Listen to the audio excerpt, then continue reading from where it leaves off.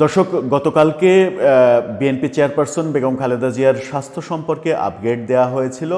BNP নেতা doctor Zahid বলেছিলেন যে আগের চাইতে বেগম জিয়ার অবস্থা স্থিতিশীল, অর্থাৎ পজিটিভ ইঙ্গিত দিয়েছিলেন। কিন্তু ডাক্তার জাহিদ যখন দেশে পজিটিভ ইঙ্গিত দিচ্ছেন, তখন দেশের বাইরে ভারত থেকে ইন্ডিয়ান এক্সপ্রেস দাবি করছে বেগম জিয়ার শারীরিক অবস্থা খুব খারাপ হয়ে গেছে। ইন্ডিয়ান এক্সপ্রেস কোন সূত্র ধরে এই দাবি করছে এবং বেগম খালেদা জিয়ার অবস্থা আদৌ কি, যখন আমরা দেখলাম আজকে তারেক রহমানের স্ত্রী জোবাইদা রহমান আবার দেশে ফিরে তার আগের ঠিকানায় অর্থাৎ ইংল্যান্ডে ফিরে গেলেন।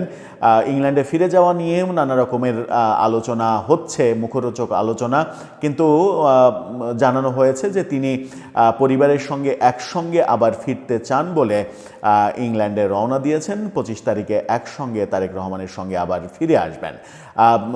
জোবাইদা রহমান ইংল্যান্ডে ফিরে কি যেতেন যদি বেগম জিয়ার অবস্থা নাজুক হতো অনেক বেশি?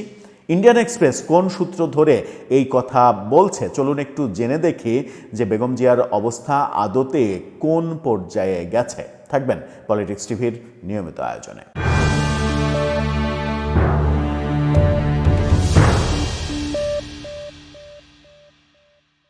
দর্শক, বলছিলাম বেগম খালেদা জিয়া বিএনপি চেয়ারপারসন, তার অবস্থা ভালো নয়, অনেক বেশি খারাপ হয়ে গেছে, এমনটা বলছে ইন্ডিয়ান এক্সপ্রেস।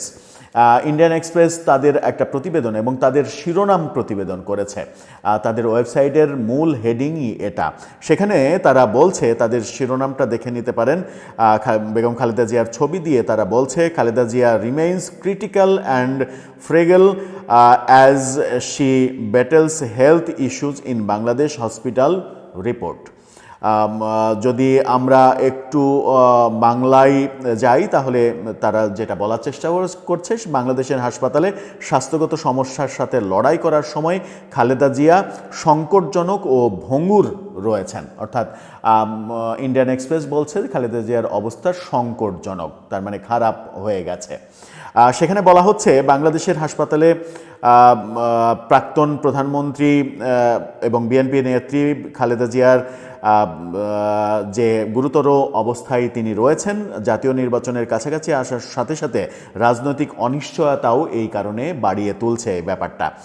বাংলাদেশের প্রাক্তন প্রধানমন্ত্রী এবং বিরোধী দলীয় নেত্রী খালেদা জিয়া 80 বছর বয়স বলা হচ্ছে, হাসপাতালে গুরুতর স্বাস্থ্য সমস্যার সাথে লড়াই করছেন, কারণ বাংলাদেশ 12 ফেব্রুয়ারি 2026 তারিখে অনুষ্ঠিত হতে যাওয়া জাতীয় নির্বাচনের জন্য প্রস্তুতি নিচ্ছে।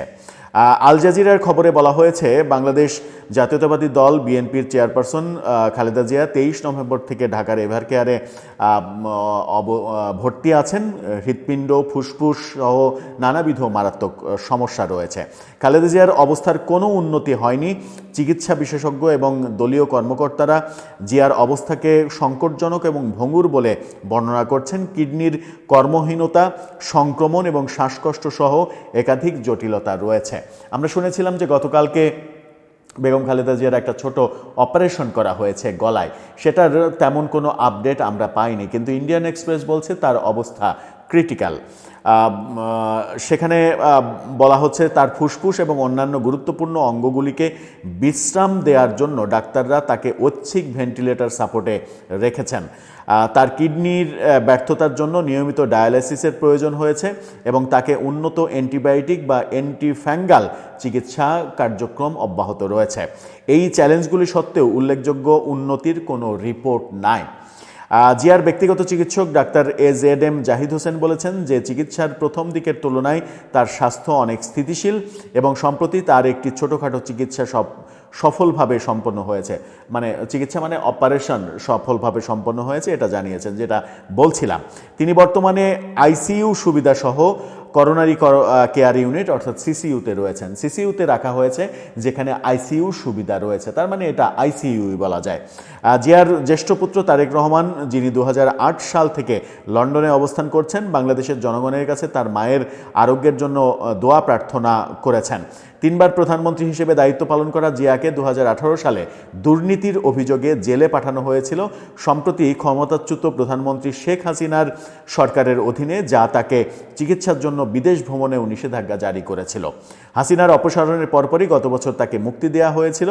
অসুস্থ স্বাস্থ্য সত্ত্বেও বেগম জিয়া 26 সালের ফেব্রুয়ারিতে প্রত্যাশিত নির্বাচনে প্রচারণা চালানোর প্রতিশ্রুতি দিয়েছিলেন, যেখানে বিএনপিকে ব্যাপকভাবে এগিয়ে দেখা হচ্ছে। অর্থাৎ এই খবরটা যেটা বলছি সেটা হচ্ছে যে বেগম খালেদা জিয়ার জন্য বুলেট প্রুফ একটা মিনি বাস কেনার কথা ছিল, যেটা এখন পর্যন্ত কেনা হয়েছে বলে বিএনপি থেকে নিশ্চিত করা হয়নি। তারেক রহমানের বুলেট প্রুফ পাজেরও কেনা হয়েছে, সেটা প্রস্তুত রাখা হয়েছে। তারেক রহমান ফিরলে সেটা ব্যবহার করা হবে। বেগম খালেদা জিয়া হাসপাতালে থাকা অবস্থাতেই তিনি নির্বাচন করবেন কিনা, কিংবা নির্বাচন যদি তাকে করতে হয় তিনি তাকে জ্ঞান অন্তত থাকতে হবে তিনি যে হচ্ছে নির্বাচন কমিশনের নমিনেশন ফর্ম, সেই নমিনেশন ফর্মে তাকে স্বাক্ষর করতে হবে। প্রচার প্রচারণা অন্যান্য কর্মীরা করলেও অন্তত নমিনেশন ফর্মে স্বাক্ষর করা, এই ব্যাপারটা তো তার প্রয়োজন হবে। সেই ক্ষেত্রে বিএনপির কৌশলটা কী হবে, কিভাবে এগোবে? বিএনপির কৌশল সম্পর্কে নানাজনে নানা কথা বলেন। এরই মাঝে আমরা আজকেই দেখলাম জোবাইদা রহমান আবার ইংল্যান্ডে চলে গেলেন। এটা নিয়েও ব্যাপক তির্যক আলোচনা শুরু হয়েছে যে তিনি আবার চলে গেলেন কেন, তারেক রহমান 25 তারিখে যদি ফিরবেনই তাহলে 20 তারিখে কেন তিনি আবার রওনা দেবেন ইংল্যান্ডের উদ্দেশ্যে, সেই প্রশ্ন অনেকে করছেন। কিন্তু জোবাইদা রহমানের পক্ষ থেকে জানানো হয়েছে যে পরিবারের সঙ্গে একসঙ্গে ফিরতে চান বলে তিনি আবার ফিরে যাচ্ছেন। হতে পারে তিনি যেহেতু সংসারের গৃহিণী, তার সংসার গোছানোর একটা ব্যাপার রয়েছে যে কোন জিনিসগুলো তিনি আনবেন, কোন জিনিসগুলো রেখে আসবেন, কোন জিনিসগুলো ফেলে দেবেন, এই সিদ্ধান্ত তিনি ছাড়া হয়তো হবে না। সেই কারণেই তিনি ফিরে গেছেন। এটা খুব স্বাভাবিক একটা ঘটনা, ঘটতে পারে, হতেই পারে। কিন্তু তারেক রহমানের ফেরা নিয়ে যেহেতু গত 1 বছরেরও বেশি সময় ধরে নানা সময় শুধু তারিখ পরিবর্তন করা হয়েছে, সেই কারণে এখনও এই চটকদার আলোচনাগুলো চতুর্দিকে রয়েছে। এবং এটা থাকার আর একটা কারণ, সাম্প্রতিক সময়ে ভারত বিরোধী যে কর্মকাণ্ডগুলো বাংলাদেশে শুরু হয়েছে, ভারতীয় দূতাবাসে আক্রমণের ঘটনা ঘটেছে, সেই ঘটনাগুলো তারেক রহমানের ফেরার পথে বাধা সৃষ্টি করার জন্য বলেও অনেকে মনে করছেন।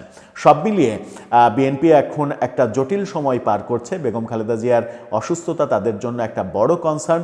তারেক রহমান 25 তারিখে ফিরলে হয়তো সব কিছু তারা উতরে যেতে পারবেন, কিন্তু না ফেরা পর্যন্ত অনেক পক্ষই আসলে নিশ্চিত হতে পারছেন না যে তারেক রহমান 25 তারিখে দেশের মাটিতে পা দিচ্ছেন কি দিচ্ছেন না।